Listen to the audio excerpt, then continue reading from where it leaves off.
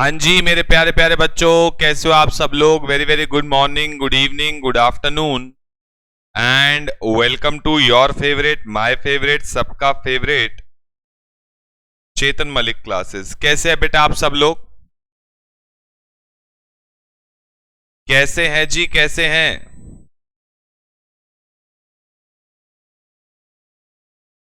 I hope all of you are fine और doing well. सब लोग एकदम मजे में है और अच्छे से पढ़ाई करते हैं, रिवाइज करते हैं, डेली का डेली होमवर्क करते हैं और कोई डाउट आता है तो अपने प्यारे सर को याद करते हैं।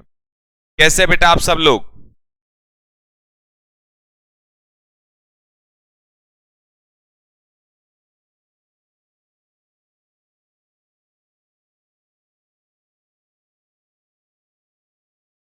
नवजोत सिंह सिद्धू भी एकदम बढ़िया है, सब बढ़िया है बेटा। मैं एकदम मजे में हूं बेटा, मैं तो मजे में ही रहता हूं। जीवन में मजे में ही रहना चाहिए कि नहीं? सही कह रहा हूं, गलत कह रहा हूं? जीवन एकदम मस्त आपको मिला है, मजे में रहना चाहिए और फुल एंजॉय करना चाहिए।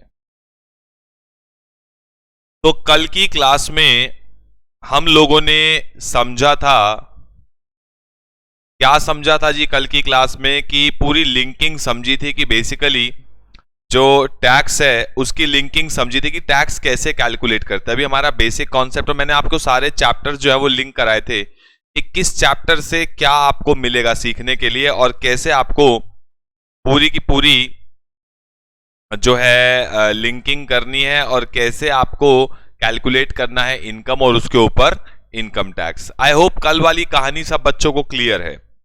कल वाली कहानी सबको क्लियर है कि बेसिकली हमें करना क्या है, स्टेप वाइज हमें जाना है। आज की क्लास में कुछ बेसिक बातें हमें करनी है। आज की क्लास में कुछ बेसिक बातें करनी है। मैं वापस से रिपीट करता हूं, हम लोग कैसे इनकम टैक्स निकालते हैं। मैं दोबारा रिपीट करता हूं, हम लोग क्या करते हैं, हम लोग कैसे इनकम टैक्स निकालते हैं। मैं दोबारा से रिपीट करता हूं सर, हम लोग जो इनकम टैक्स निकालते हैं वो कैसे निकालते हैं। सबसे पहले हम एक व्यक्ति का क्या तय करते हैं, रेजिडेंशियल स्टेटस, कि व्यक्ति रेजिडेंट है या नॉन रेजिडेंट है, क्या है क्या नहीं है। सबसे पहले हम वो तय करते हैं कि कोई भी व्यक्ति रेजिडेंट है या नॉन रेजिडेंट है, और वो आपको सिखाएगा चैप्टर नंबर 2। चैप्टर नंबर 2 में आप सीखते हैं कि व्यक्ति रेजिडेंट कब कहलाता है, नॉन रेजिडेंट कब कहलाता है। और जब आप रेजिडेंट है या नॉन रेजिडेंट है तो कौन कौन सी इनकम पे इंडिया में इनकम टैक्स लगता है, ये भी आपको चैप्टर नंबर 2 सिखाएगा। उसके बाद जिन इनकम पे टैक्स लगता है या इनकम टैक्स के दायरे में आती हैं, अगर उसमें से सरकार ने कुछ एग्जेम्प्ट की हुई है वो हटा दो, बाकियों को 5 हेड्स में डिवाइड कर दो। Shri PCO, salary, house property, PGBP, capital gain and other sources, और उसको हम बोलते हैं gross total income before set of and clubbing. उसके बाद अगर कोई लॉसेज आपके सेट ऑफ सरकार करवाएगी, ये चैप्टर में आप सीखोगे सेट ऑफ वाले चैप्टर में, तो उसको आप सेट ऑफ करोगे। और अगर आपकी इनकम में किसी और की इनकम क्लब होनी होगी तो वो क्लबिंग हो जाएगी, वो ग्रॉस टोटल इनकम कहलाएगी। उसके आप 4 हिस्से कर लोगे। ग्रॉस टोटल इनकम के 4 हिस्से क्यों करते हैं? क्योंकि अलग अलग रेट से अलग अलग इनकम पे टैक्स लगता है। मैं एक कर लूंगा लॉन्ग टर्म कैपिटल गेन 112 या 112 ए वाला, अभी सीखेंगे सब कैपिटल गेन में। उसके बाद शॉर्ट टर्म कैपिटल गेन 111 ए वाला, विनिंग फ्रॉम लॉटरी, या फिर रिमेनिंग इनकम जो बचेगी रिमेनिंग, और रिमेनिंग में से हमें क्या मिल जाती है, डिडक्शंस। ये आप सीखोगे डिडक्शंस वाले चैप्टर में। तो आपकी फिर आती है टोटल इनकम या टैक्सेबल इनकम। फिर आप टैक्स कैलकुलेट करते हो लॉन्ग टर्म पे अलग रेट से, शॉर्ट टर्म पे अलग रेट से, विनिंग फ्रॉम लॉटरी पे अलग रेट से, और रिमेनिंग इनकम पे स्लैब रेट से। और स्लैब रेट कल हमने सीखा था कि अप टू अगर आपकी एज 59 है तो आपके ऊपर को स्लैब रेट 1 लगेगा, 60 या 79 तक के हो तो स्लैब रेट 2 लगेगा, और अगर 80 से ऊपर हो या 80 के हो तो आपके ऊपर स्लैब रेट नंबर 3 लगेगा। और ये सारे के सारे स्लैब रेट्स हम लोगों ने ऑलरेडी जो है सीख लिए थे कि ये स्लैब रेट्स बेसिकली क्या है क्या नहीं है, ये सब हम लोग सीख चुके हैं स्लैब रेट्स के बारे में, है ना जी। तो यहां तक कि आई होप सबको कहानी क्लियर है। उसके बाद टैक्स कैलकुलेट कर लिया, उसके ऊपर सरचार्ज कब लगेगा, कैसे लगेगा, कितना लगेगा, ये सारी बातें हम लोग आज करने वाले हैं। सरचार्ज में से रिबेट मिलेगी आपको, ये नहीं चाहिए, ये है मेरे पास, और ग्लास भी आ गया, ये दे दो बस। हाँ थैंक यू। तो रिबेट मिल जाएगी, रिबेट के बाद उस पर आप हेल्थ एंड एजुकेशन सेस लगाओगे, वो कैसे लगेगा, ये सारी बातें हम आज करने वाले हैं। ठीक है ना। टोटल टैक्स पेबल आएगा, उसमें से टीडीएस माइनस करोगे और फिर आपका नेट टैक्स पेबल आ जाता है। ये सारी कहानी है। एक एग्जाम्पल समझते हैं। एग्जाम्पल ये आपने नोट किया या नहीं किया, पहले मुझे ये बताओ। मैंने कल आपको कहा था कि आप इसको नोट करोगे तो ज्यादा बेटर होगा। कल मैंने दिया था क्या आपको नोट करने के लिए? बताएं जी। बच्चे कह रहे हैं कर लिया, बहुत बढ़िया बेटा, बहुत बढ़िया। अब आपका ध्यान सिर्फ और सिर्फ देखना, आप फील करोगे जब आप फुल कंसंट्रेशन से पढ़ोगे। फुल आप अपने हाथ में ना मार्कर रखा करो, मार्कर। मार्कर से जो भी चीजें मैं मार्क करता जाता हूं आप भी मार्क करते रहा करो। कोई बात नहीं, कोई बात नहीं लक्षिता, वो मैं समझा दूंगा अभी। उससे क्या होगा ना, आपका पूरा फोकस समझने पे होना चाहिए। और जिस दिन आपको कॉन्सेप्ट समझ में आने शुरू हो गए उस दिन आपके लिए इंटर टुच्चा हो गया, खत्म हो गया। इंटर में कुछ भी नहीं है अगर आपको कॉन्सेप्ट क्लैरिटी आ गई तो कॉन्सेप्चुअल क्लैरिटी आनी बहुत जरूरी है। आओ सुनो। अब मान लो किसी व्यक्ति की रिमेनिंग इनकम, मैं आपको ना स्लैब रेट से कैलकुलेट करना सिखा रहा हूं। मान लो किसी व्यक्ति की जो रिमेनिंग इनकम है, मैं उसकी बात कर रहा हूं। रिमेनिंग इनकम जिस पे स्लैब रेट से टैक्स लगता है वो आपको दे रखी है। रिमेनिंग इनकम है 8 लाख रुपए और उसकी उम्र आपको दे रखी है 46 ईयर्स। उम्र कितनी दे रखी है? 46 ईयर्स। सवाल नंबर पहला, इस व्यक्ति की इनकम पे स्लैब रेट से टैक्स लगेगा क्योंकि रिमेनिंग इनकम है। रिमेनिंग इनकम ही दी है मैंने आपको, रिमेनिंग इनकम पे स्लैब रेट से टैक्स लगता है। सवाल नंबर 2, कौन सा स्लैब रेट लगेगा? सवाल नंबर 2, स्लैब रेट 1, 2 या 3? सर उसकी उम्र है 46 साल।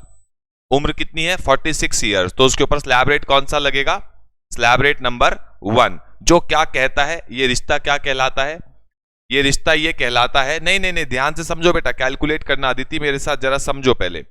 ये रिश्ता ये कहलाता है कि जितनी इनकम आपकी 2.5 लाख तक आती है वो एग्जेम्प्ट है। 2.5 लाख से ऊपर जो आपकी इनकम है अप टू 5 लाख, उस पर 5% लगेगा।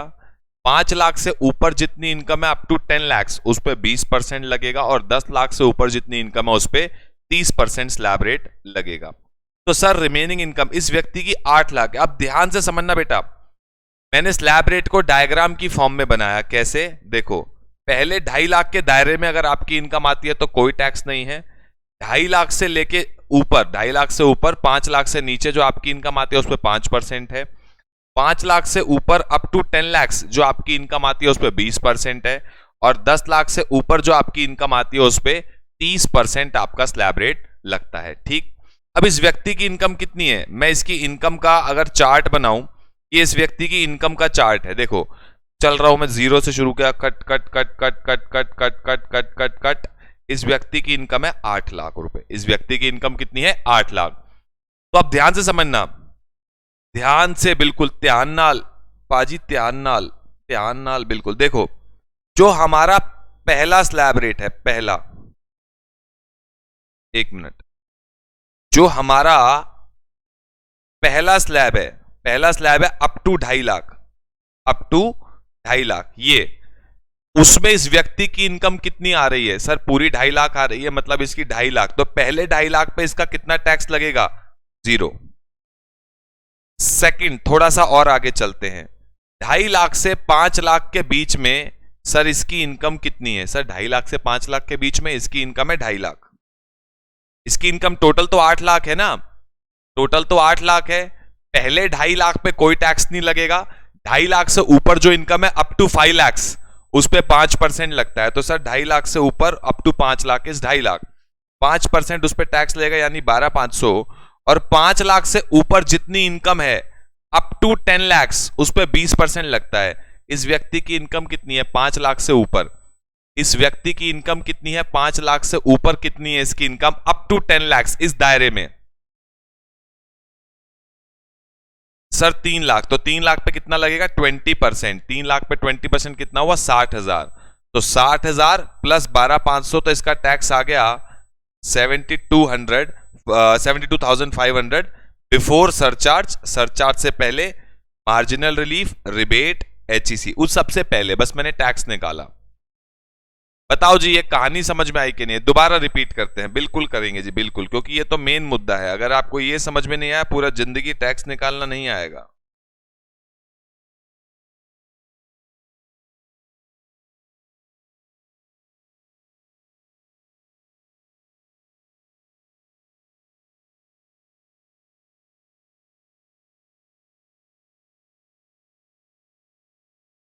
सुनो जी, दोबारा समझो, मैं इसको एक और तरीके से समझाता हूं।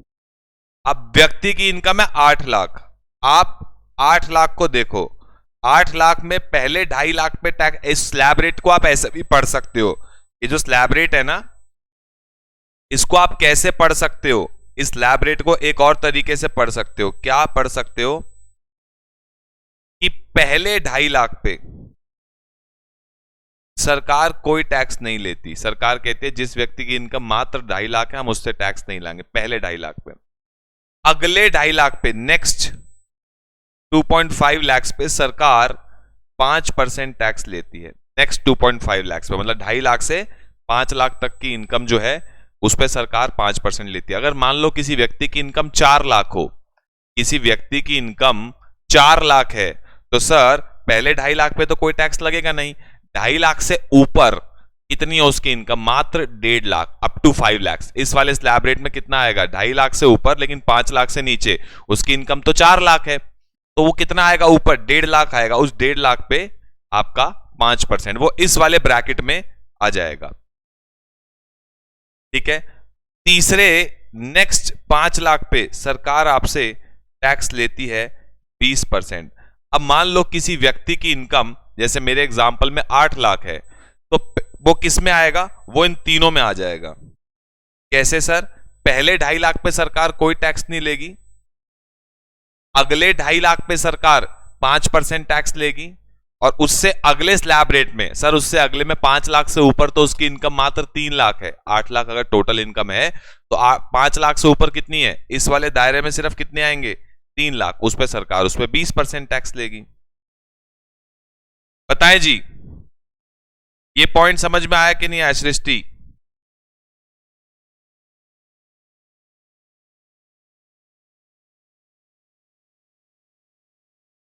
अब मान लो, अभी एग्जाम्पल में आगे चलते हैं। मान लो किसी व्यक्ति की इनकम 12 लाख है। मेरे को बताओ, किसी व्यक्ति की इनकम 12 लाख है तो क्या होगा? सर पहले 2.5 लाख पे कोई टैक्स नहीं लगेगा। सरकार कहती है पहले 2.5 लाख एग्जेम्प्ट है आपके। 2.5 लाख से 5 लाख तक, यानी अगले 2.5 लाख पे 5%, उससे अगले 5 लाख पे 20%, और 10 लाख से ऊपर जितनी इनकम है आपकी, मैंने एग्जांपल में बोला तो मेरी इनकम है 12 लाख, तो 10 लाख से ऊपर कितनी है? 2 लाख। उस 2 लाख पे कितना लगेगा? 30%। सिंपल सा फंडा क्या है? सिंपल सा फंडा ये है कि सरकार ने ना आपके ये स्लैब रेट बना दिए कि मतलब जो पहले 2.5 लाख, मतलब पहले 2.5 लाख तक 0 टैक्स लगेगा, फिर अगले 2.5 लाख पे 5% लगेगा, फिर तीसरा जो सरकार ने ब्रैकेट बनाया वो 5 लाख का बनाया, उस पे 20% लगेगा, और 10 लाख से ऊपर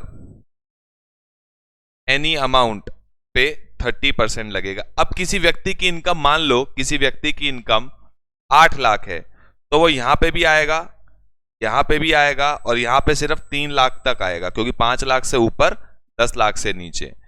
अगर किसी व्यक्ति की इनकम 8 लाख है, अगर किसी व्यक्ति की इनकम 4 लाख है, तो वो यहां पे भी आएगा और यहां पे आएगा मात्र 1.5 लाख के लिए, क्योंकि 2.5 लाख तक तो उसका एग्जेम्प्ट हो गया। 2.5 लाख से ऊपर उसकी 1.5 लाख की है जो इस दायरे में आएगी। किसी व्यक्ति की इनकम मान लो 12 लाख है, तो क्या होगा? सर वो यहां पे भी आएगा, यहां पे भी आएगा, मतलब पहले 2.5 लाख पे कोई टैक्स नहीं, अगले 2.5 लाख पे 5%, उससे अगले 5 लाख पे 20%, और सर इस वाले स्लैब रेट में मात्र वो 2 लाख के लिए आएगा। 10 लाख से ऊपर जो इनकम है उसकी इस ब्रैकेट में वो 30% पे आ जाएगा। किसी व्यक्ति की इनकम 16 लाख है, तो क्या होगा? पहले 2.5 लाख पे कोई टैक्स नहीं, अगले 2.5 लाख पे 5%, अगले 5 लाख पे 20%, वो इस वाले ब्रैकेट में भी आ जाएगा। और 10 लाख से ऊपर कितनी इनकम है? 10 लाख से ऊपर है उसकी 6 लाख, तो 6 लाख पे 30%, वो इस ब्रैकेट में आ जाएगा। अभी समझ में आया कि नहीं आया बताओ? यहां तक की कहानी।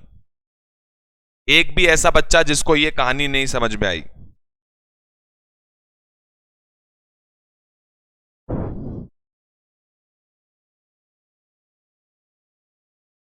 क्लियर होगी बेटा कहानी? क्योंकि जब तक आपको कॉन्सेप्ट क्लैरिटी नहीं आएगी तब तक मेरे दिल को ठंडक नहीं पहुंचेगी, और मुझे मजा नहीं आएगा। मेरा सिंपल सा एक फंड है भाई, अगर बच्चे को समझ नहीं आया ना तो चेतन मलिक क्लासेस का कोई फायदा नहीं है। As simple as that.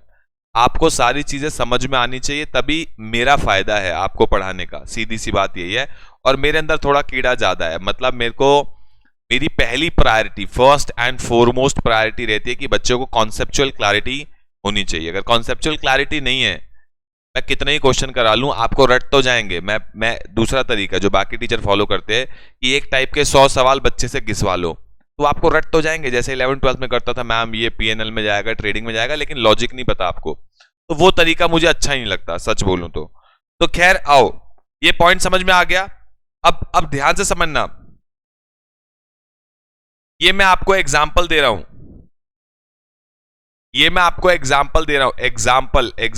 Example. Thank you Lakshita. ये एग्जाम्पल है बेटा, नोट करो। ये अच्छा, आपने नोट तो करा ही होगा, नोट तो आपने करा ही हुआ, सॉरी।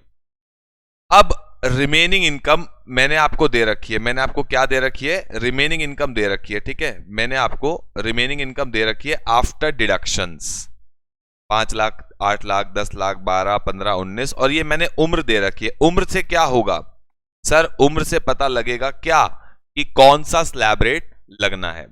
अब फॉर एग्जांपल किसी व्यक्ति की उम्र 58 है तो उस पर स्लैब रेट कौन सा लगेगा, पहले मैंने आपको बोला 1। किसी की उम्र 61 है, 60 से ऊपर है और 79 तक है तो स्लैब रेट नंबर 2।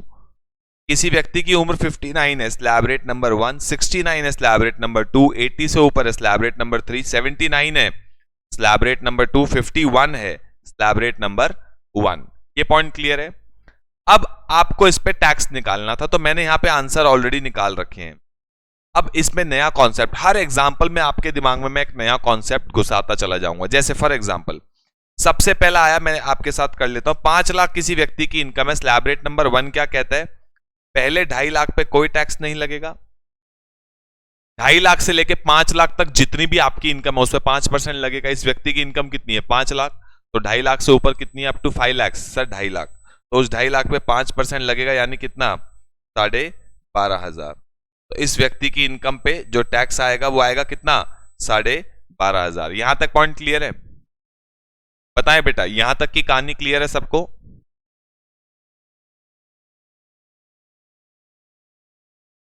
यहां तक की कहानी क्लियर है। अब एक छोटा सा कॉन्सेप्ट है, मैं आपको दिमाग में घुसाता हूं, रिबेट का। रिबेट का कॉन्सेप्ट आपके दिमाग में मैं डाल रहा हूं, और वो रिबेट जब आप टैक्स निकाल लेते हो तो टैक्स में से रिबेट मिलती है आपको। टैक्स में से रिबेट का मतलब होता है छूट मिलती है। गवर्नमेंट क्या कहती है रिबेट के बारे में, जरा ध्यान से सुनना। In order to provide tax relief, छूट है ना, रिबेट का मतलब ही क्या होता है, एक तरीके से छूट। तो गवर्नमेंट कह रही है in order to provide tax relief, किसको मिलता है ये रिबेट, सिर्फ किसको, यही बातें आपको पढ़नी है और दिमाग में डालनी है। किसको मिलता है रिबेट, इंडिविजुअल। अगर कोई व्यक्ति कंपनी के रूप में काम कर रहा है तो उसके लिए ये सेक्शन नहीं है। रिबेट इंडिविजुअल के लिए है। बात ध्यान रख लेना, law is very clear. Law में एक एक शब्द बिल्कुल क्लैरिटी से लिखा है, लेकिन हम उसको इग्नोर कर देते हैं, हम ढंग से उसको नहीं पढ़ते और हम पेपर में गलत करके आते हैं।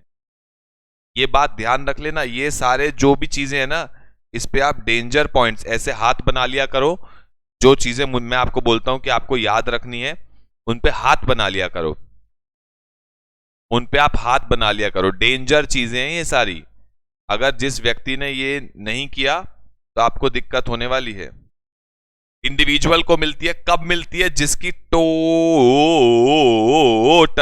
टोटल इनकम कौन सी होती है बे, टोटल इनकम बताओ कौन सी होती है। टोटल इनकम सर स्टेप 2 में निकलती है। ये टोटल इनकम है ये वाली, या ये टोटल इनकम है रे, है बबुआ, कौन सी टोटल इनकम की बात हो रही है। जब मैं वर्ड बोलता हूं total income is equal to taxable income, step 3 की बात हो रही है एग्जैक्टली। अगर स्टेप 3, अब आपको समझ में आएगा, अगर ये स्टेप 3 वाली इनकम अगर आपकी 5 लाख तक है, अप टू 5 लाख, तो आपको रिबेट मिलती है 12,500 रुपए तक की मैक्सिमम।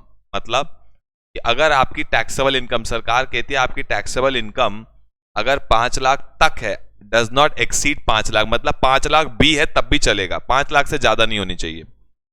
तो आपको रिबेट मिलती है, मैक्सिमम है ये, मैक्सिमम हमेशा नहीं मिलेगी, मैक्सिमम इतनी मिलती है 12,500 फ्रॉम टोटल टैक्स पेबल। तो जैसे पिछले एग्जांपल में मेरा 5 लाख ही है, 5 लाख तक है मेरी इनकम, ठीक है।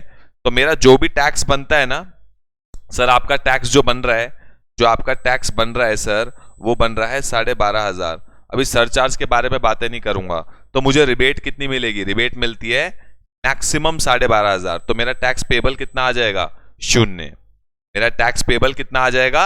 0 आ जाएगा। क्यों सर? क्योंकि मेरी इनकम 5 लाख तक है, और जिस व्यक्ति की इनकम 5 लाख तक होती है उसको टैक्स में से रिबेट मिलती है कितनी? मैक्सिमम 12,500। मैं सारी ले लूंगा, जितना टैक्स आप उतनी ले सकते हो, उससे ज्यादा नहीं ले सकते। तो आपका टोटल टैक्स आ जाएगा 0। अब एक व्यक्ति की इनकम 8 लाख है, एक व्यक्ति की इनकम 8 लाख है और वो 61 साल का है, 61 ईयर्स का, समझो वो 61 ईयर्स का है। तो उस पर कौन सा स्लैब रेट लगेगा? जल्दी बताएं जी, कौन सा स्लैब रेट लगेगा? Slab rate number 2। Slab rate number 2। Slab rate number 2 क्या कहता है? ये रिश्ता क्या कहलाता है भाई? कि सर पहले 3 लाख पे, अब स्लैब रेट नंबर 2 में बस 2.5 की जगह 3 हो जाता है, पहले 3 लाख पे कोई टैक्स नहीं लगेगा। मैंने कहा ओके। 3 लाख से 5 लाख तक आपकी जितनी इनकम है, 3 लाख से 5 लाख कितनी इनकम हुई? 2 लाख। 2 लाख पे 5% लगेगा यानी 10,000। और 5 लाख से ऊपर अप टू 10 लाख आपकी जितनी इनकम है, कितनी है? 3 लाख। उस पर टैक्स कितना लगेगा? 20%, यानी कितना हो गया? 60,000। तो टोटल टैक्स आ गया मेरा 70,000 रुपए। 70,000 मेरा टैक्स आ गया। उसमें 70,000 में क्या इस व्यक्ति को कोई रिबेट मिलेगी? बोलो हाँ, रिबेट मिलेगी क्या? क्यों नहीं मिलेगी रिबेट? क्यों नहीं मिलेगी? क्योंकि इसकी total income, taxable income is exceeding 5 lakh rupees. तो इसको कोई रिबेट नहीं मिलेगी और इसका टोटल टैक्स आएगा 70,000। अब एक नया कॉन्सेप्ट सीखो इस एग्जाम्पल में। सर जो टैक्स आता है उसमें हम सरचार्ज ऐड करते हैं, अभी हमने नहीं सीखा है, और रिबेट माइनस करते हैं। मैंने कहा हाँ। उसके बाद क्या करते हैं सर? Health and education cess, HEC, health and education cess, उस पे लगाते हैं कितना? 4%। सर किस पे लगाते हैं? टैक्स में से रिबेट माइनस करने के बाद और सरचार्ज ऐड करने के बाद जो टैक्स बनता है, टैक्स के ऊपर 4% आप HEC लगाते हो। तो इस व्यक्ति को रिबेट तो कुछ मिलनी नहीं है, बिकॉज इसकी इनकम 5 लाख से ज्यादा है। तो इसका टोटल टैक्स हुआ 70,000। इसका भी सरचार्ज की कोई बात नहीं है, रिबेट नहीं है। तो इस 70,000 के ऊपर क्या लगेगा? 4% HEC 2800। तो इसका टोटल टैक्स आ जाएगा 72,800, टोटल टैक्स पेबल। और अगर इसने कोई TDS इसका कटा हुआ है या एडवांस टैक्स इसने गवर्नमेंट को पे किया है, XYZ कुछ भी, तो वो माइनस करके नेट टैक्स पेबल आएगा 7200 इसका बनता है। इसमें से इतना इसका, इतना TDS कटा हुआ, इतना इसने एडवांस टैक्स दे दिया, तो बाकी ये गवर्नमेंट को पे करेगा। हम्म। HEC 4% ही लगता है, पहला पॉइंट। और दूसरा पॉइंट ये है कि ये बात दिमाग में डाल लो, HEC क्यों लगता है, सेस क्यों लगता है? सोचो, गवर्नमेंट आपसे किस नाम से पैसे कलेक्ट कर रही है? Health and education cess. सोचो क्यों लगता होगा, दिमाग लगाओ, नाम से चलो, बताओ क्यों लगता होगा? गवर्नमेंट इस पैसे का क्या करेगी? हेल्थ एंड एजुकेशन के लिए खर्चा करेगी। गवर्नमेंट, ऑब्वियसली गवर्नमेंट स्कूल्स में जो टीचर्स होते हैं उनकी सैलरी, पहला पॉइंट, गवर्नमेंट हॉस्पिटल में जो डॉक्टर्स होते हैं उनकी सैलरी, तो गवर्नमेंट ये पैसा कहां खर्च करेगी? हेल्थ एंड एजुकेशन में खर्च करेगी। बताएं जी, पॉइंट क्लियर हुआ कि नहीं हुआ? जितनी भी बातें अभी तक हमने की हैं, यहां तक की कहानी क्लियर है या नहीं? कोई भी डाउट है तो बताएं जी। एक भी ਤੁਹਾਨੂੰ डाउट हैगा ਤੇ ਤੁਸੀਂ ਦੱਸੋ जी। कोई भी डाउट है तो बताएं।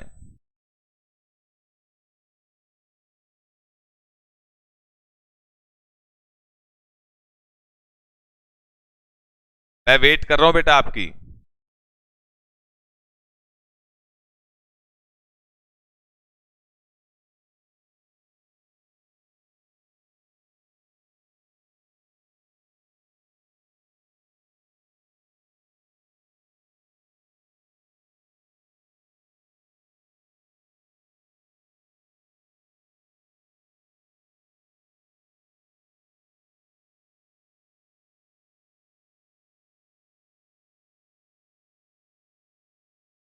बताएं बेटा। नहीं बेटा, 5 लाख से ऊपर कोई रिबेट नहीं है आपके लिए। आपकी इनकम ज्यादा है, काय बात की रिबेट? अमीर आदमी हो, सरकार को दे दो टैक्स, क्या दिक्कत है?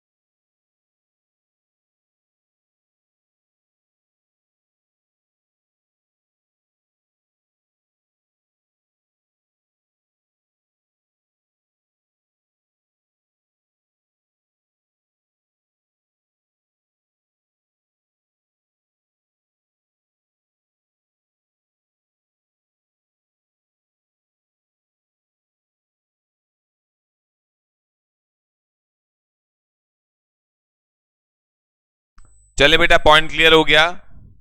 हाँ जी, 5 लाख पर एनम है। हाँ जी, HEC सबके ऊपर लगता है, कंपलसरी है।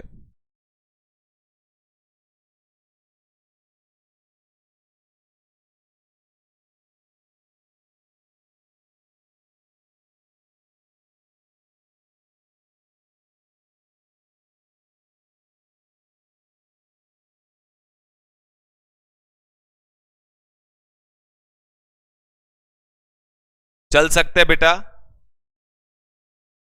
सर हम ये बचे हुए करे फिल 3 से 7। यस, ये आपको बेटा 3 से 7 की कैलकुलेशन खुद करनी है, प्रैक्टिस करोगे तभी मजा आएगा। आपको ये खुद प्रैक्टिस करनी है।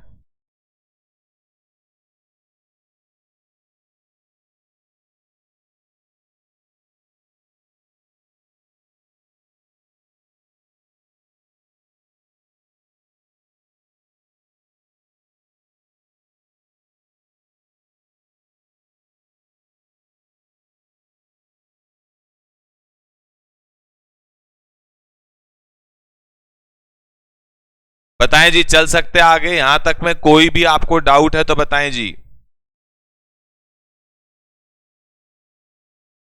आपको 3 to 7 सारा टैक्स खुद कैलकुलेट करना है। अगर नहीं करोगे तो आपको दिक्कत होगी, क्योंकि खुद जब तक कैलकुलेशन नहीं करोगे तब तक आपको दिक्कत होगी।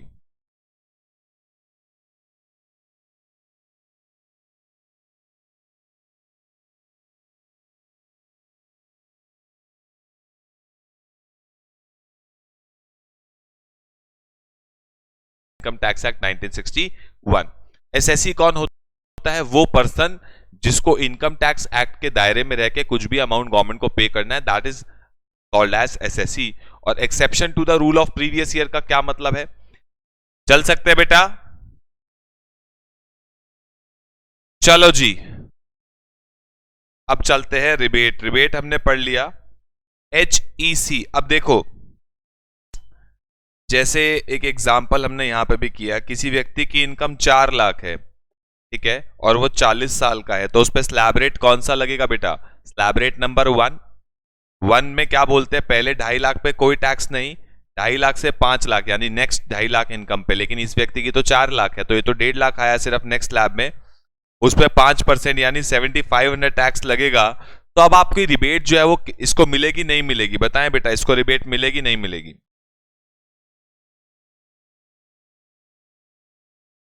सर मिलेगी, बिल्कुल मिलेगी। और कितनी दूर सर? मैक्सिमम 12,500 है। मैक्सिमम 12,500 है। मैक्सिमम मैक्सिमम मैक्सिमम 12,500 है। तो आप इसको कितनी दे दोगे सर? जितना टैक्स बनता है पूरी की पूरी रिबेट, इसका टैक्स पेबल कितना आ जाएगा? 0।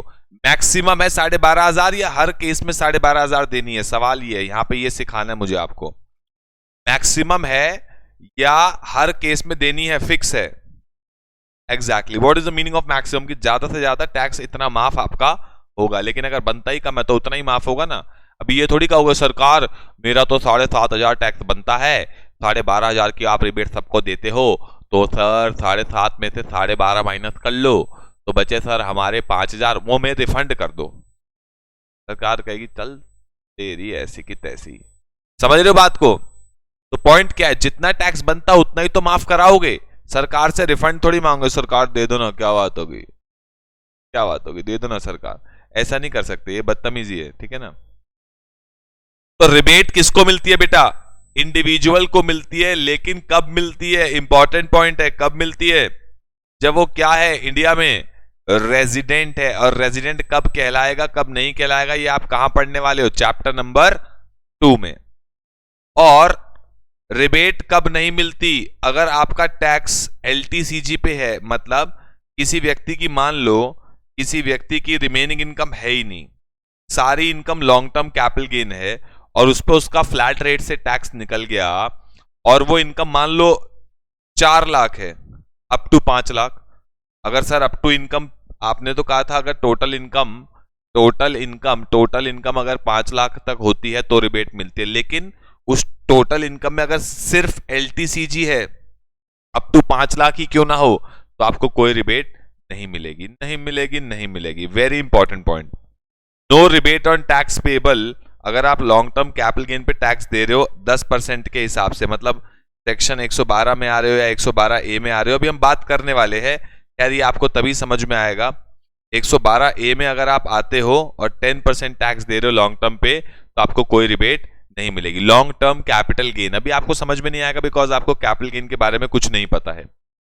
कैपिटल गेन होता है जब आप एसेट को बेच के जो आपको फायदा होता है, दैट इज कैपिटल गेन। अब वो 2 टाइप के होते हैं, लॉन्ग टर्म या शॉर्ट टर्म। लॉन्ग टर्म मतलब आपने किसी एसेट को लंबे समय तक अपने पास रख के बेचा और आपको फायदा हुआ, that is long term capital gain. और अगर आपने किसी एसेट को बहुत कम समय तक अपने पास रख के बेचा और उसके बाद आपको फायदा हुआ, that is short term capital gain. ये सब बातें अभी आप कैपिटल गेन वाले चैप्टर में जाके सीखोगे, ठीक है बेटा? पॉइंट क्लियर है यहां तक? नेक्स्ट आता है एचईसी, जिसके हम बारे में बात कर रहे थे। एचईसी 4% पे लगता है, किस वैल्यू के ऊपर? Tax plus surcharge minus rebate करके जो आता है टैक्स, उस पे 4% लगता है,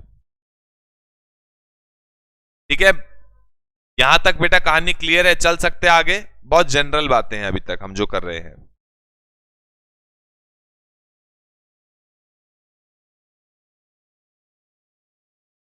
आई होप यहां तक की कहानी सबको क्लियर है, और जिन बच्चों को यहां तक की कहानी क्लियर है, वीडियो को लाइक कर दो, ज्यादा से ज्यादा शेयर करो, चैनल को सब्सक्राइब करके बेल आइकन को प्रेस कर लो।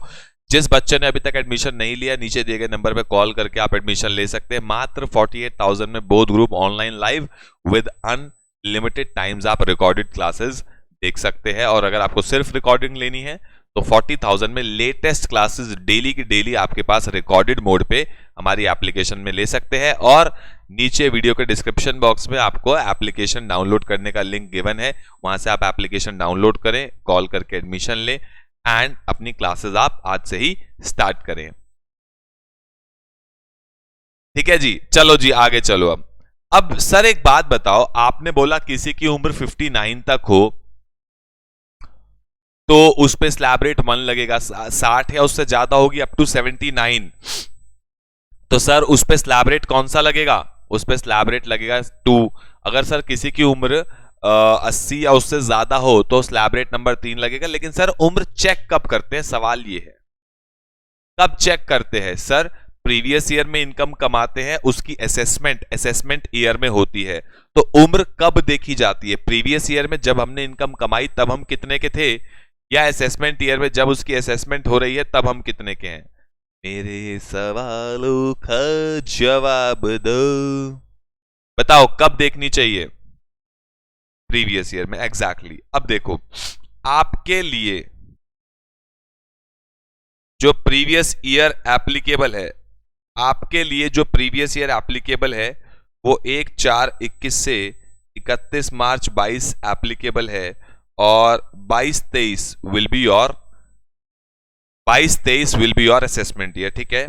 प्रीवियस ईयर में जो आपकी एज देखनी है, देखो ध्यान से समझना, प्रीवियस ईयर जिस डेट पे खत्म होता है, प्रीवियस ईयर जिस डेट पे खत्म होता है, इस पॉइंट पे जो एज है वो मानी जाएगी। प्रीवियस ईयर के लास्ट डे जो आपकी एज होगी, प्रीवियस ईयर के लास्ट डे जो आपकी एज होगी वो आपकी एज मानी जाएगी for the purpose of calculation of slab rate. तो प्रीवियस ईयर की एज कंसीडर होगी सर, ये तो समझ में आ गया।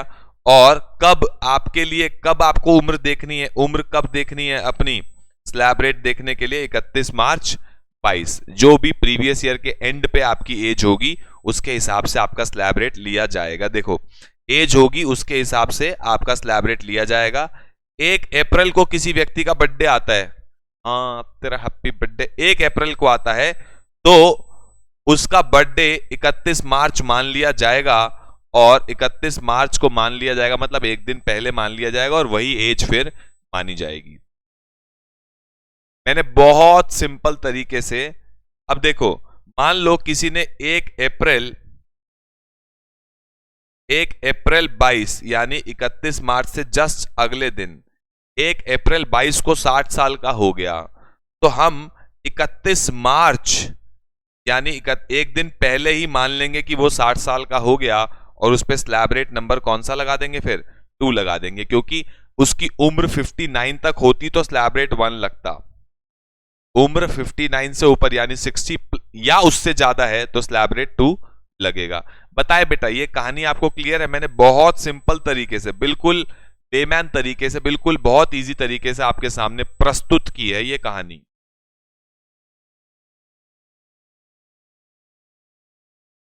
बताएं बेटा ये कहानी क्लियर है कि नहीं क्लियर? ओम झा ओके।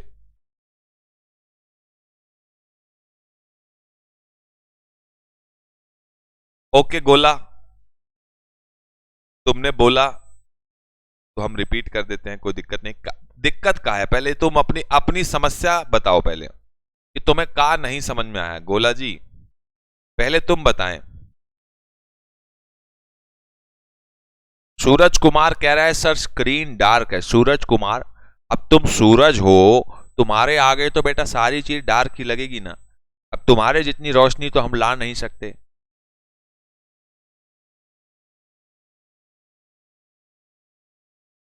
हाँ जी बिल्कुल पांडे जी।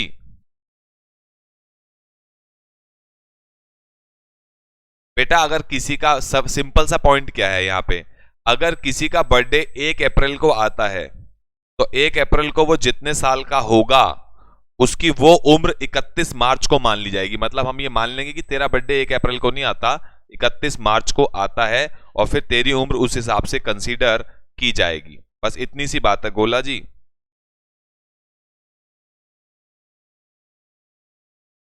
किसी का बर्थडे अगर 1 अप्रैल को आता है तो वो 1 अप्रैल को जितने का साल का होगा वो उसकी उम्र 31 मार्च को मान ली जाएगी। हम गवर्नमेंट कहती है एक दिन पहले आपकी मान लेंगे, बर्थडे आ गया, और उस उम्र के हिसाब से फिर आपका स्लैब रेट लगेगा। आप किसी व्यक्ति ने 1 अप्रैल को 60 का ईयर का अटेन किया है, एज अटेन की है, तो 31 मार्च को ही मान लेंगे वो 60 का हो गया, और 60 का अगर हो गया तो स्लैब रेट नंबर 2 लगेगा प्रीवियस ईयर की इनकम पे।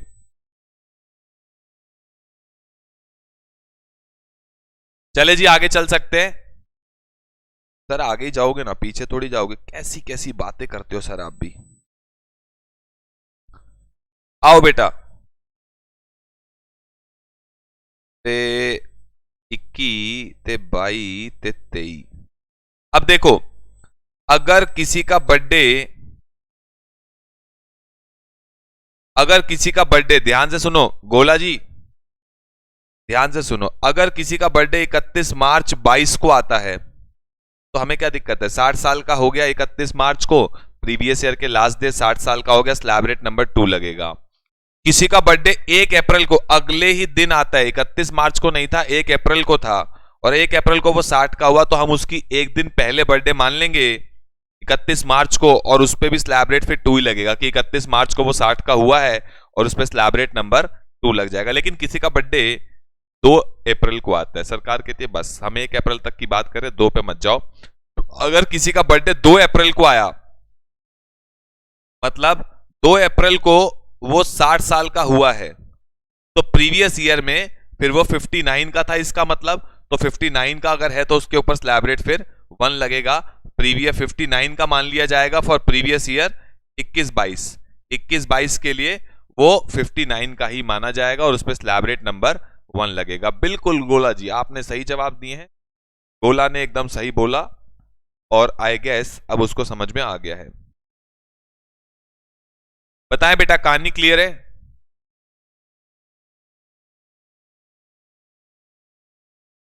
हाँ, एक दिन का पीछे करते हैं बस, वो भी अगर 1 अप्रैल को आएगा दैट्स इट। 2 अप्रैल को आएगा तो 2 अगले साल ही माना जाएगा वो। चलो जी, अब क्या पॉइंट क्या है, ध्यान से आना जरा। यहां पे कल हमने एक पॉइंट लिखा था लेकिन समझा नहीं था। जब हम टैक्स कैलकुलेट करते हैं ना, ये टैक्स, ये दुनिया, ये जो टैक्स हम कैलकुलेट करते हैं, ये वाला, ये जो हम टैक्स कैलकुलेट करते हैं सर कैसे करते हैं?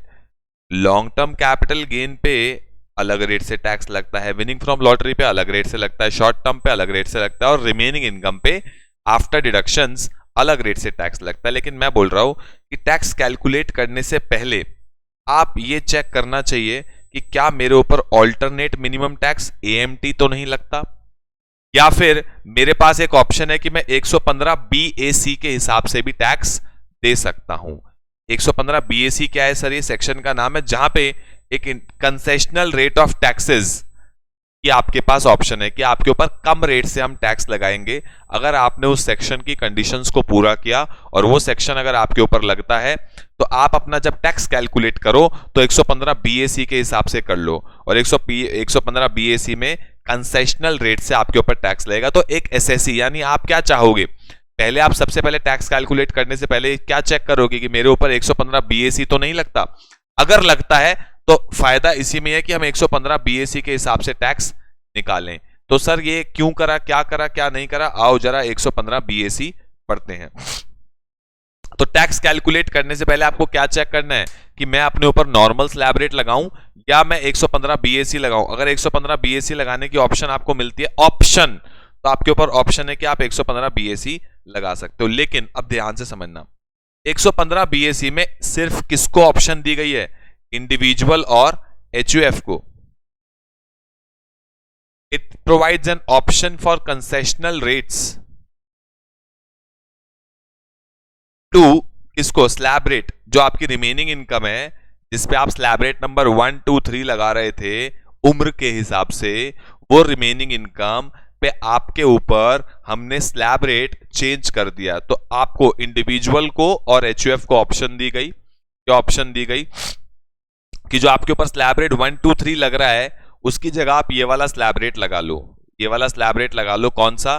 पहले 2.5 लाख तक नील, 2.5 लाख से 5 लाख 5%, यहां तक तो सेम है।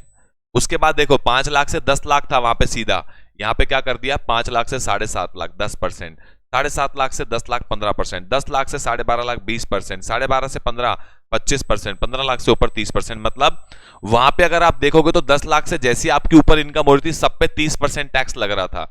यहां पे आपकी 15 लाख से ऊपर है तो 30% लग रहा है, तो ऑब्वियसली इसमें टैक्स आपका कम आएगा। तो गवर्नमेंट ने कहा अगर आप इंडिविजुअल हो और HUF हो तो आपकी जो रिमेनिंग इनकम बचती है आफ्टर डिडक्शंस, उस पे जो आप स्लैब रेट लगाना चाहते हो वो नॉर्मल की जगह ये वाला भी लगा सकते हो अगर आप इस सेक्शन की कंडीशंस को पूरा करते हो। तो अब ये सेक्शन क्या बोलता है कि इफ एन इंडिविजुअल, इसकी कंडीशंस हम लोग पढ़ेंगे, ध्यान से समझना बेटा, बहुत ध्यान से।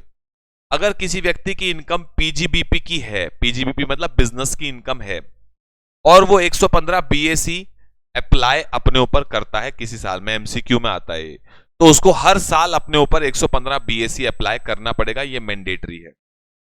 सरकार ने बोला अगर आप बिजनेस करते हो, बिजनेस की इनकम है आपकी, और श्री PCO जब आप कैलकुलेट करते हो सैलरी हाउस प्रॉपर्टी PGBP, तो वहां अगर आपकी PGBP की इनकम है, ठीक है, तो वो रिमेनिंग इनकम में आ जाएगी। उस पे अगर आप एक बार जो स्लैब रेट लगाते हो वो 115 BAC वाला लगा लेते हो, तो आपको हर साल अपने ऊपर 115 BAC वाला लगाना पड़ेगा।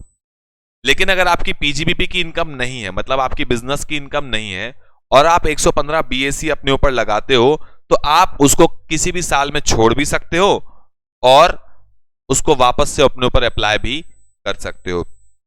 तो हमेशा आपको क्या करना चाहिए? टैक्स कैलकुलेट करने से पहले AMT चेक करना चाहिए, ऑल्टरनेट मिनिमम टैक्स, और 115 BAC चेक करना चाहिए, और जिसमें आपकी लोअर टैक्स लायबिलिटी आएगी ऑब्वियसली आप वही चुनोगे। गवर्नमेंट ने बोल दिया बेटा, बिजनेसमैन को गवर्नमेंट ने ऑप्शन नहीं दी। गवर्नमेंट बोलते अगर आप बिजनेस करते हो ना तो नाटक मत करो, अगर आप 115 BAC ले रहे हो तो बार बार इससे बाहर अंदर मत आओ, हमारे को दिक्कत होती है।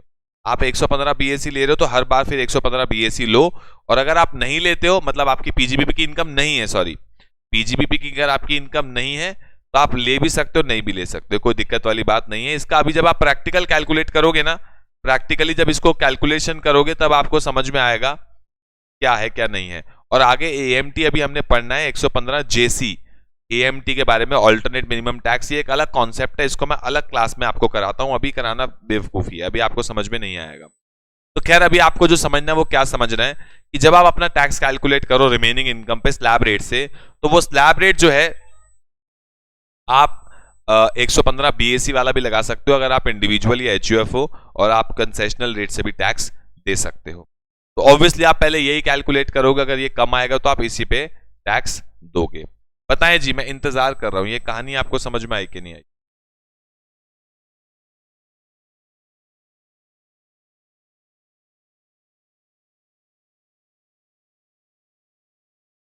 अभी ये सब ना बहुत थियोरिटिकल है।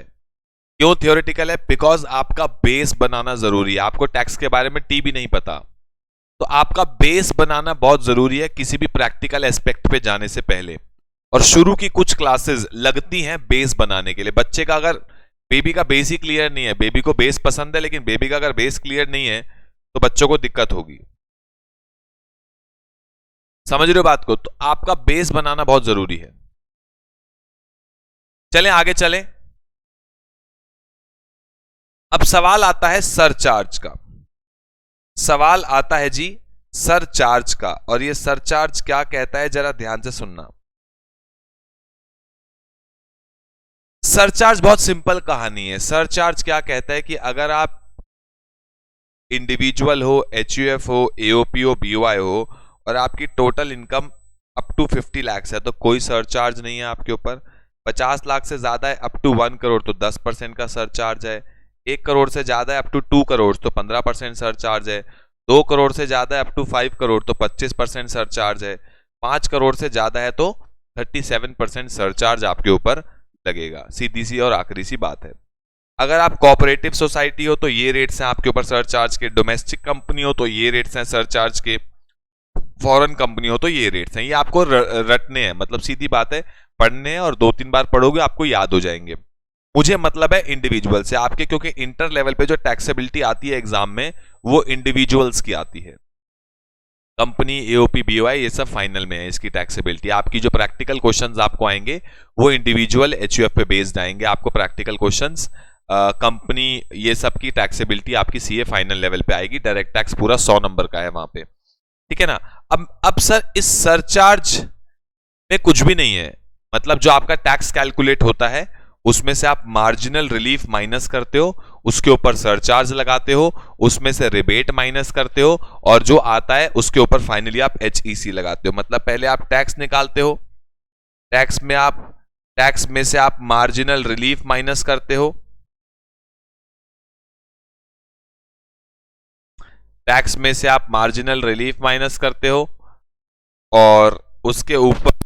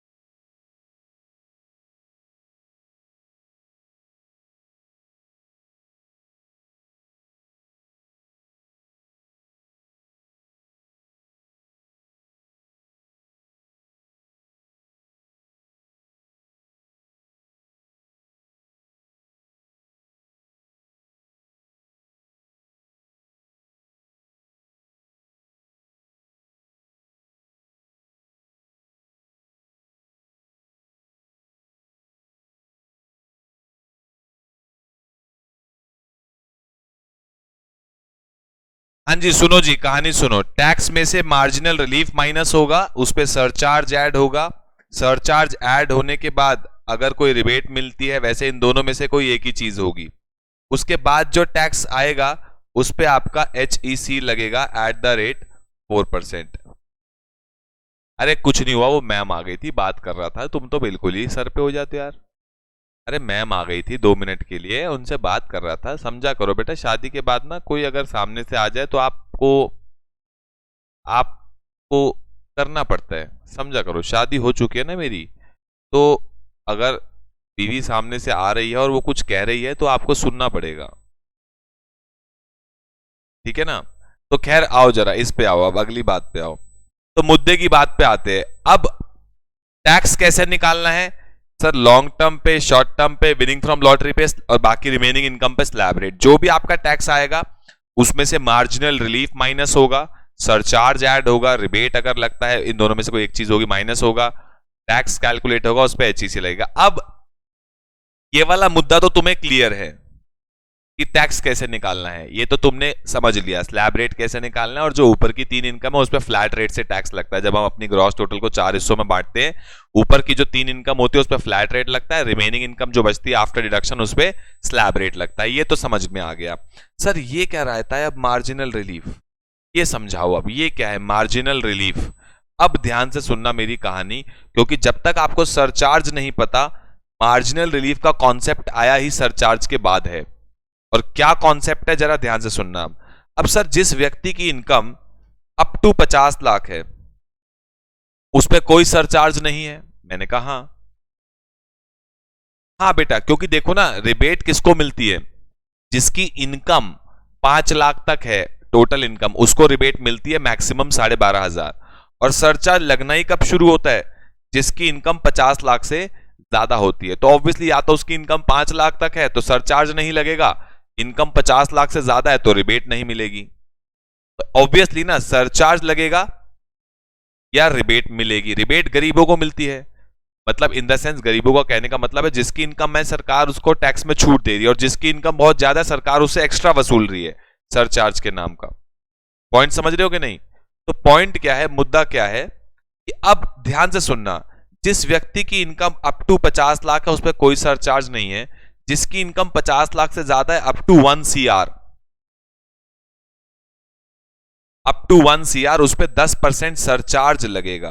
अब सर इससे क्या इंपैक्ट आएगा, बिल्कुल ध्यान से समझना, ये कहानी है बहुत इंपॉर्टेंट कहानी है, ध्यान से समझ ला। मान लो किसी व्यक्ति की इनकम, किसी व्यक्ति की रिमेनिंग इनकम, किसी व्यक्ति की रिमेनिंग इनकम 50 लाख है, मैं एग्जांपल समझना, और उम्र 49 है। रिमेनिंग इनकम 50 लाख है और उम्र 49 है। अगर आपकी इनकम अप टू 50 लाख है तो आपके ऊपर कोई सरचार्ज नहीं लगता। तो इसका टैक्स कैसे निकलेगा? सोचो जी, इसका टैक्स कैसे निकलेगा? टैक्स कैसे निकलेगा? पहले 2.5 लाख पे कोई टैक्स नहीं, 50 लाख इसकी इनकम है, पहले 2.5 लाख पे कोई टैक्स नहीं। 2.5 लाख से 5 लाख पे 5% यानी 12,500, 2.5 लाख का 5%। 5 लाख से लेके 10 लाख तक की इनकम पे 20% लगेगा, यानी अगले 5 लाख पे 20% लगेगा, यानी कितना हुआ? 1 लाख। और 10 लाख से ऊपर जितनी इनकम है, इसकी इनकम कितनी है? 50 लाख। 10 लाख से ऊपर कितनी हुई? 40 लाख। 40 लाख पे 30% यानी कितना हुआ? 12 लाख। 40 लाख का 30%, 12 लाख। टोटल टैक्स कितना हो गया इसका? 13,12,500। 13,12,500। इसको रिबेट मिलेगी नहीं, क्योंकि इसका इनकम रिबेट किसको मिलती है? जिसकी इनकम 5 लाख तक होती है। इसकी तो 50 लाख है सर, काय की रिबेट, अमीर आदमी है, ठीक है। इस पे सरचार्ज लगेगा नहीं, सरचार्ज लगता है जिसकी इनकम 50 लाख से ज्यादा होती है, उस पर सरचार्ज लगेगा नहीं। तीसरा पॉइंट, सर मार्जिनल रिलीफ इसको मिलेगा कि नहीं मिलेगा, वो सीखने वाली बात है। अब सुनना, जरा ध्यान से सुनना। पहले बताओ यहां तक की कहानी क्लियर है कि नहीं क्लियर? हाँ लगा सकते हैं, वो जब आपके ऊपर वो सेक्शन अप्लाई होगा, करेंगे वो डिटेल में। 115 BAC कब लगाना है? जब उसकी कंडीशंस फुलफिल होंगी। यहां तक की कहानी क्लियर है? अब वहीं समझो जरा ध्यान से। मान लो इस व्यक्ति की इनकम 50 लाख ना होती, 51 लाख होती तो क्या होता? मान लो इस व्यक्ति की इनकम 50 लाख ना होती, 51 लाख होती और उम्र 49 होती तो क्या होता? सर क्या होता, पहले 2.5 लाख पे कोई टैक्स नहीं लगता, 2.5 लाख से लेके 5 लाख तक पे 5% टैक्स लगता, यानी 2.5 लाख का 5%, ठीक। और 5 लाख से 10 लाख यानी अगले 5 लाख पे 20%। मैंने कहा ओके, ये हो गया 1 लाख। और 10 लाख से ऊपर जितनी इनकम है, अब इसकी 10 लाख से ऊपर कितनी है, 10 लाख से ऊपर कितनी है बताएं, 10 लाख से ऊपर कितनी है जल्दी बताओ। 41 लाख। उस पे कितना लगेगा, उस पे कितना लगेगा 30%। उस पे कितना लगेगा 30% टैक्स लगेगा। पहले बताओ, यहां तक पॉइंट क्लियर है। उस पे 30% लगेगा और वो कितना आएगा 12,30,000।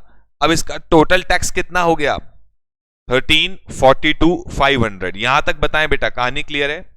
13,42,500 इसका टैक्स हो गया, 13,42,500 इसका टैक्स हो गया। यहां तक की कहानी क्लियर है। अब इन दोनों केसेस में देखा जाए, इन दोनों केसेस में देखा जाए तो इसके ऊपर क्या लगेगा, इसके ऊपर क्या लगेगा, सरचार्ज लगेगा या नहीं लगेगा बताएं जी। रिबेट तो मिलेगी नहीं, रिबेट तो मिलती है जिसकी इनकम 5 लाख तक है, इसकी तो 51 लाख है, रिबेट मिलेगी नहीं। सरचार्ज लगेगा या नहीं लगेगा पहले बताएं, सरचार्ज लगेगा या नहीं लगेगा। सर लगेगा। सरचार्ज कब लगता है, जब आपकी इनकम 50 लाख से ज्यादा है और अप टू 1 CR है तो सरचार्ज 10% लगेगा। अब देखो, इसका टैक्स हुआ 13,42,500 और 10% इस पे हमने क्या लगा दिया, सरचार्ज लगा दिया। 10% इस पे हमने क्या लगा दिया, सरचार्ज लगा दिया। अब इन दोनों व्यक्तियों को देखो, इसका टैक्स 13,12,500 क्योंकि इस पे सरचार्ज नहीं लग रहा, और इसका टैक्स 14,76,750, 14,76,750। अब इन दोनों को कंपेयर करो, ध्यान से सुनना, बिल्कुल ध्यान से। जिस व्यक्ति की इनकम 50 लाख है उसका तो टैक्स बन रहा है 13,12,500, ये रहा। और जिस व्यक्ति की इनकम 51 लाख है, ड्यू टू सरचार्ज उसका टैक्स बन रहा है 14,76,750, ये रहा। यहां तक पॉइंट समझ है, यहां तक पॉइंट क्लियर हो गया। पहले बताओ यहां तक पॉइंट क्लियर हुआ कि नहीं हुआ, जल्दी बताओ, फिर मैं आगे ही कहानी आपको बताऊं। अब समझने वाला क्या समझेगा कि भाई अगर इनकम मेरी सिर्फ 1 लाख बढ़ी है, पहले मेरी इनकम 50 लाख थी, अभी मेरी इनकम 51 लाख है, 1 लाख इनकम में मेरा इंक्रीज आया, जिसकी वजह से टैक्स में कितना इंक्रीज आ गया 1,64,250। ओ तेरी, इनकम बढ़ी 1 लाख से। पिछले साल मैंने 50 लाख कमाए थे, इस साल मैंने 51 लाख कमाए, 1 लाख मेरी इनकम बढ़ी, टैक्स का बर्डन मेरे ऊपर कितना बढ़ गया 1,64,250। भगवान इससे अच्छा तो मेरे को पैसे देता ही मत। 1 लाख रुपए तूने मुझे दिए और 1,64,250 का तूने मेरे ऊपर क्या बढ़ा दिया, टैक्स बढ़ा दिया। ये पॉइंट समझ में आया कि नहीं, बताओ ये सरेआम जाती है या नहीं है, जल्दी बताएं जल्दी बताएं जल्दी बताएं, ये जाती है या नहीं है, या बिल्कुल ठीक हुआ।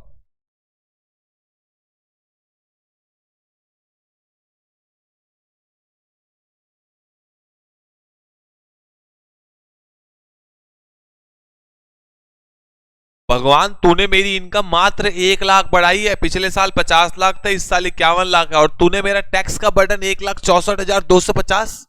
भगवान ये कहां का इंसाफ है।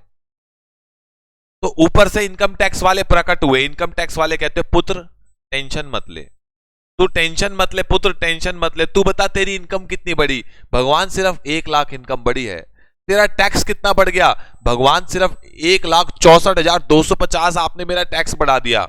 तो इनकम टैक्स वाले कहते पुत्र टेंशन मत लो, जितनी तेरी इनकम बढ़ी है उससे ज्यादा हम तेरे से टैक्स नहीं लेंगे। मतलब इनकम बढ़ी तेरी 1 लाख से ना, तेरी इनकम 1 लाख से बढ़ी है, टैक्स बढ़ गया 1,64,250। तो तेरी इनकम बढ़ी 1 लाख से, तो हम तेरा टैक्स भी बढ़ाएंगे सिर्फ कितना 1 लाख से। जा, तेरे को 64,250 का तेरे को हम रिलीफ देते हैं। तेरे को क्या देते हैं 64,250 का क्या दे रहे हैं तेरे को, रिलीफ। इसको बोलते हैं मार्जिनल रिलीफ। गवर्नमेंट ने मेरे ऊपर एहसान कर दिया। क्या एहसान कर दिया, मेरी इनकम बढ़ी 1 लाख से, गवर्नमेंट ने क्या बोला कि उस 1 लाख इनकम बढ़ने की वजह से तेरे ऊपर टैक्स का जो बर्डन आ रहा है वो 1,64,250 आ रहा है ना, तो जा तेरे को 64,000 का, जा सिमरन जा जी ले अपनी जिंदगी, जा तेरे को 64,250 का हमने रिबेट दे दिया। तो मेरे टोटल टैक्स में से मुझे क्या मिल गया, रिलीफ मिल गया, और रिलीफ मिलने के बाद मेरा ये टैक्स हो गया। अभी भी मेरे लिए कोई फायदा है या नहीं है, पहले बताओ मेरे को कोई फायदा हुआ या नहीं हुआ? 1 लाख जो बड़े हैं इनकम के, वो तो सरकार ने पूरे के पूरे टैक्स में ले ही लिए, वो तो सरकार ने पूरे के पूरे टैक्स में ले ही लिए। ऊपर बल्कि 64,250 जो एक्स्ट्रा टैक्स बनना था गवर्नमेंट ने वही तो छोड़ा है। बोलो हाँ।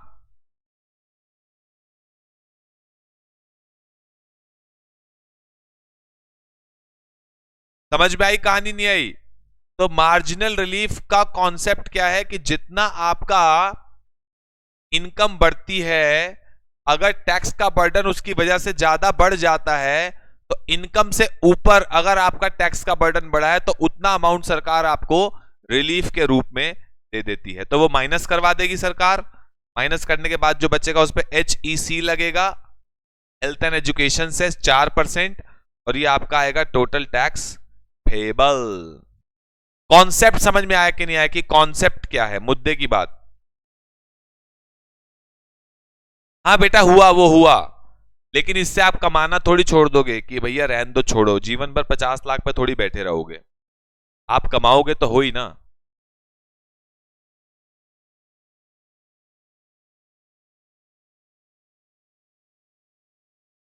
बताएं जी, कंपेयर करना है रिलीफ माइनस करने से पहले, HEC लगने से पहले इस स्टेज पे आपको कंपेयर करना है। और सर कंपेयर कैसे करना है? अगर आपकी इनकम 50 लाख से ऊपर और अप टू 1 CR है, तो आप अपनी इनकम पे टैक्स निकालोगे और उसको कंपेयर करोगे अपने पिछले स्लैब रेट से, यानी 50 लाख वाले से। सर अगर किसी व्यक्ति की इनकम 1,01,00,000 होगी, अगर किसी व्यक्ति की इनकम 1,01,00,000 होगी, तो वो किससे कंपेयर करे? जैसे 51 लाख वाले ने अपनी इनकम 50 लाख वाले से कंपेयर की कि मेरी इनकम 51-50 से तो तुम 50 लाख थी इनकम, तो उससे तो इतना टैक्स ले रहे हो, मेरी इनकम 1 लाख बढ़ी तो तुम मेरे से इतना मांग रहे हो। समझ रहे हो बात को? हम एक पिछले वाले स्लैब रेट से कंपेयर करेंगे। अब किसी व्यक्ति की इनकम 1,01,00,000 है, 1,01,00,000 है, तो उस पर सरचार्ज लगता है 15% से, और उसको कंपेयर किससे करोगे? 50 लाख से कंपेयर करूं या 1 करोड़ से कंपेयर करूं? 1 करोड़ से कंपेयर करोगी। अगर किसी व्यक्ति की इनकम 1 करोड़ होती है जिसपे सरचार्ज 10% लगता है, तो उसका टैक्स कितना बनेगा और मेरा कितना बनेगा, उसके हिसाब से आपको रिलीफ मिलेगा। समझो इस एग्जांपल को। अब जिस व्यक्ति की इनकम 1 करोड़ है और एज 49 है, स्लैब रेट नंबर 1 लगेगा। पहले 2.5 लाख पे कोई टैक्स नहीं, 2.5 लाख से 5 लाख यानी अगले 2.5 लाख पे 5%, 12,500, 5 लाख से 10 लाख यानी अगले 5 लाख पे 20% यानी 1 लाख, और 10 लाख से ऊपर कितनी इनकम है? 90 लाख। उस 90 लाख का 30% 2,70,000, ये आपका टैक्स आ गया। टैक्स में सरचार्ज लगेगा 10%, वो लगा दिया, ये आपके आ गया जी 30,93,750, 10% सरचार्ज लग गया 30,93,750। अब जिस व्यक्ति की इनकम 1,01,00,000 है, उसमें फर्क कहां पड़ेगा? पहले 2.5 लाख पे निल, अगले 2.5 लाख पे 5% यानी 12,500, उससे अगले 5 लाख पे 20% यानी 1 लाख, और उससे अगले 10 लाख से ऊपर जितनी इनकम है, इस केस में 10 लाख से ऊपर कितनी हो गई? 91 लाख। क्यों सर? 10 लाख, 1,01,00,000 है ना, 1,01,00,000 है यानी 101 लाख है, तो 10 लाख से ऊपर कितनी हुई? 91 लाख, उसका 30% 27,30,000, वो टोटल टैक्स आ गया। टोटल में अब यहां पे सरचार्ज कितना लगेगा? 15%, बिकॉज 1 करोड़ से ऊपर अगर आपकी इनकम है तो आप इस वाले स्लैब रेट में आ जाओगे सरचार्ज के लिए, आपके ऊपर 15% लगेगा, वो लगा दिया। वो टैक्स लगने के बाद ये आ गया मेरा टैक्स। अब इसको मैं कंपेयर करूंगा, इसको कंपेयर करूंगा कि भाई 1 करोड़ की इनकम पे टैक्स बन रहा है 30,93,750, 1 करोड़ 1 लाख होते ही, मतलब इनकम बढ़ी 1 लाख से, मेरा टैक्स का बर्डन कितने से बढ़ गया? मैंने इन दोनों को कंपेयर कर लिया और टैक्स का बर्डन बढ़ गया 175,125 से 175, 1 लाख इनकम बढ़ी और टैक्स का बर्डन बढ़ गया 1,75,125 से। सरकार क्या बोलेगी? सरकार बोलेगी पुत्र टेंशन मत ले, तेरी इनकम 1 लाख है ना एक्स्ट्रा, तो हम तेरे से टैक्स भी 1 लाख ही लेंगे। 1 लाख से ऊपर जो टैक्स तेरा बन रहा है 75,125 उतने का तुझे क्या दे देंगे? मार्जिनल रिलीफ दे देंगे। बाकी तेरा टैक्स आएगा, उस पर 4% HEC लेके तेरा टोटल टैक्स किया जाएगा।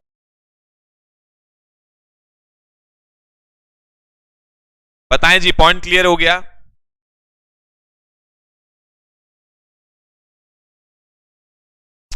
दसो जी, पॉइंट क्लियर है तो अनु?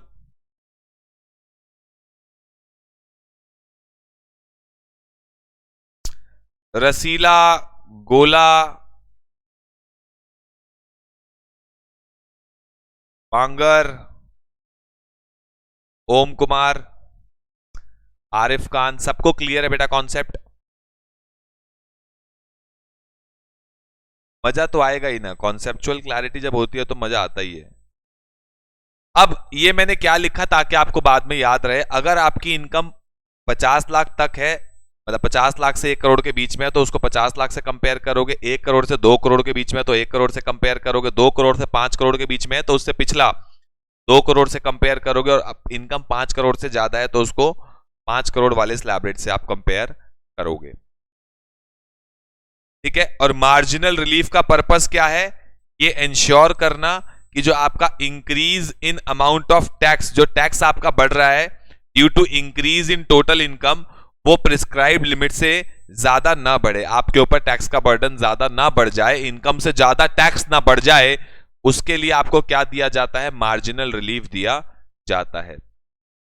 In case of total income, अगर आपकी टोटल इनकम में डिविडेंड की इनकम है, LTCG है, STCG है, तो surcharge on such dividend cannot exceed 15% and this should be kept in while calculating marginal relief। इसकी बात हम आगे जाके करेंगे, अभी नहीं करेंगे। ये पॉइंट अभी आपको समझ में नहीं आएगा, ये टोटल इनकम में आपको समझ में आएगा। बताएं जी, पॉइंट क्लियर है यहां तक? अब ऑटोमेटिक आपका होमवर्क क्या है, आपको क्या करना है? Homework homework homework, problem number 1 2 3 4 5 6 7 8 plus MCQs आपको करने हैं, और नेक्स्ट क्लास में हम लोग होमवर्क डिस्कस करेंगे और बाकी जो होगा वो डिस्कस करेंगे। अभी फिलहाल आपको प्रॉब्लम 1 to 8 आपके होमवर्क में है जो आपको करनी है, और बहुत ही बेहतरीन सवाल हैं, इससे आपकी कॉन्सेप्चुअल क्लैरिटी और बढ़ जाएगी। MCQ सारे करने हैं, कल हम लोग ये सारी चीजें डिस्कस करेंगे। ठीक है जी, कहानी क्लियर है बेटा यहां तक? और अगर आपको कहानी क्लियर और आपने अभी तक एडमिशन नहीं लिया है तो नीचे दिए गए नंबर पे कॉल करके आप एडमिशन ले सकते हैं। मात्र 48,000 में CA inter online live both group with unlimited recordings and coloured books की PDF, बहुत बेहतरीन क्लासेस हैं, कृपया करके आज ही एडमिशन लेते हैं। मिलते हैं जी नेक्स्ट क्लास में, तब तक के लिए okay, tata bye bye, take care and God bless you.